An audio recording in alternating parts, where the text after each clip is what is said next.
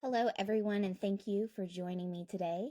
I want to take some time to introduce you to one of the most transformative, flexible, and impactful methods used in the helping professions, group work.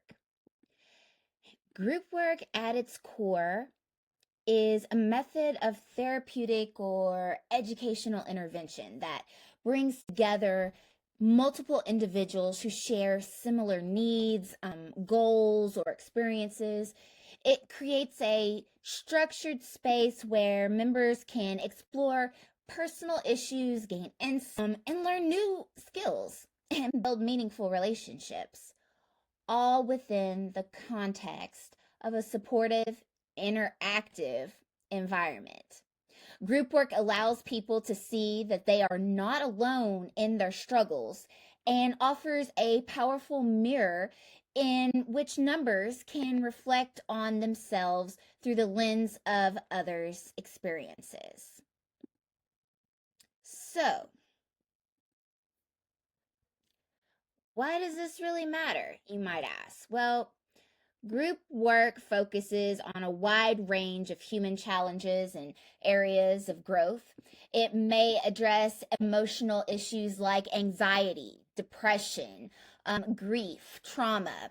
And it can also support behavioral changes such as managing anger, overcoming addiction, or improving interpersonal skills. It also often focuses on life transitions like navigating divorce or becoming a parent or dealing with chronic illness or aging. Beyond clinical goals, group work can build leadership, promote social justice, improve communication, and even enhance professional and academic functioning.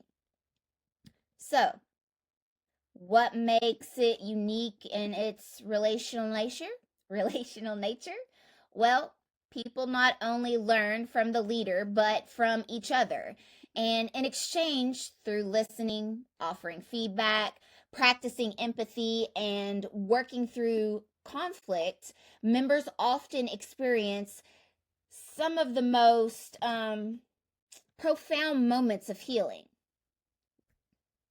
So, now, when we're talking about conducting groups in varied settings, it's important to understand that not all groups are the same. The purpose of the group, the needs of the population, and the time frame, as well as the environment in which it takes place, all shape how a group is formed, led, and experienced. So let's explore main types of helping professions that many helping professionals may lead. So, the first one is task groups. And task groups are formed to accomplish a specific goal. So, these are not therapeutic in traditional sense, but they do require careful facilitation and leadership. Examples of these include staff meetings, planning committees, or community action groups. A skilled leader helps the group stay focused, encourages participation from all members, resolves conflicts, and ensures that the group progresses towards its objectives efficiently. Although the focus is not on emotional exploration or personal growth, interpersonal dynamics such as power, communication styles, and decision making still play a significant role in how effectively the group functions.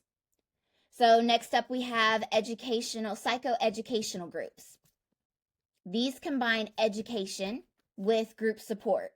So, these groups are designed to increase members' knowledge and coping skills around specific topics such as anxiety management, parenting, recovery from addiction, or living with chronic illness. The group leader plays the role of educator and facilitator, often using structured curricula that includes presentations, handouts, activities, as well as discussions. Members not only learn from the content, but also benefit from hearing others' experiences and realizing that they're not alone. Facilitators must be able to present information clearly while also creating a safe space for emotional expression, questions, and cultural sensitivity. Then you have counseling groups, which fall in the middle of the spectrum between education and therapy. So these groups aim to support members as they deal with common life challenges like grief, low self esteem, relationship issues, or major transitions through shared dialogue, feedback, and personal growth. So these groups often foster deep interpersonal learning and self reflection. So here, the leader helps the members build trust, explore their emotions, and practice new behaviors in a safe environment. Counseling groups often involve both processes and content. So this means that the leader must attend not just to what is being said, but also how the group members relate to one another.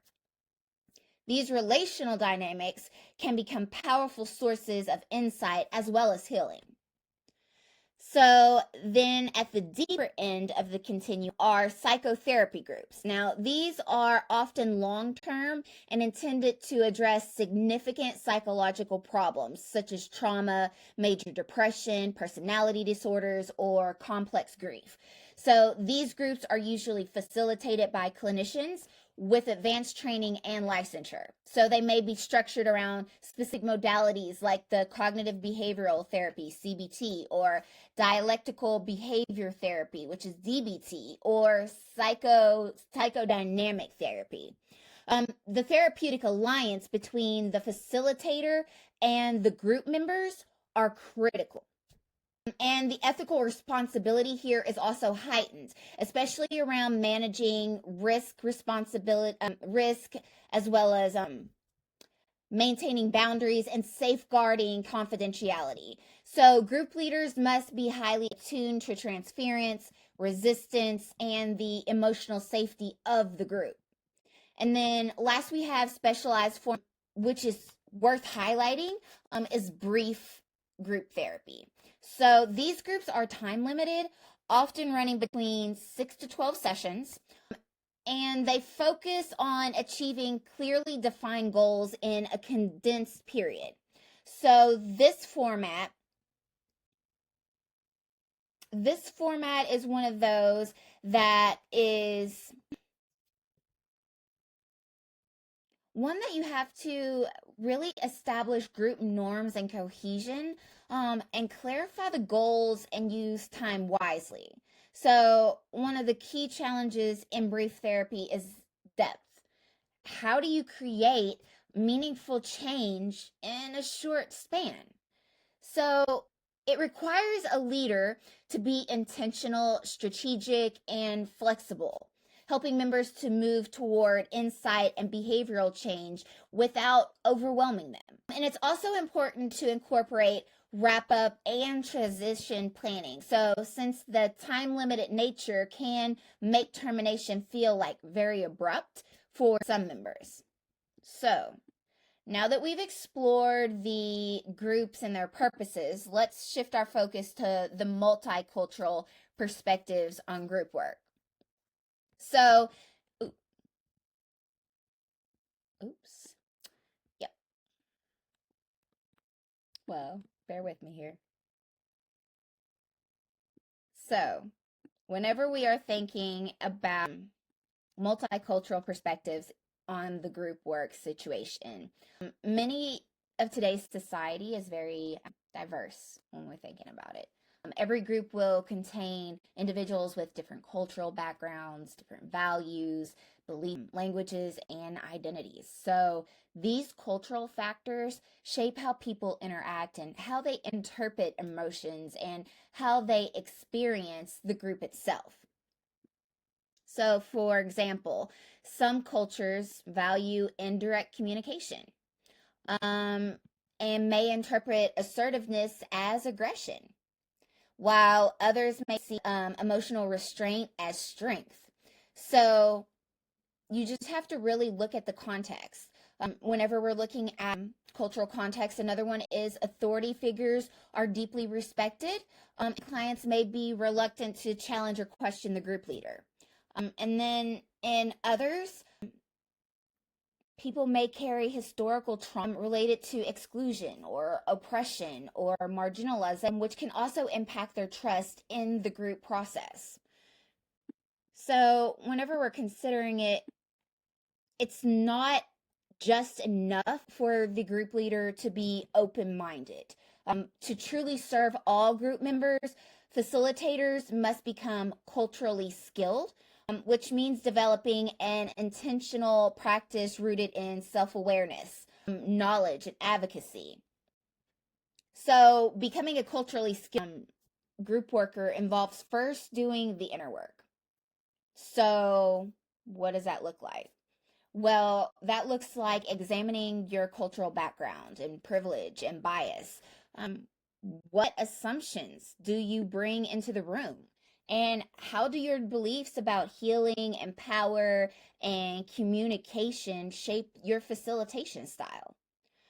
And then we have to look at cultural competence, which requires learning about the populations you serve, not just from books, but through relationships and curiosity and ongoing dialogue.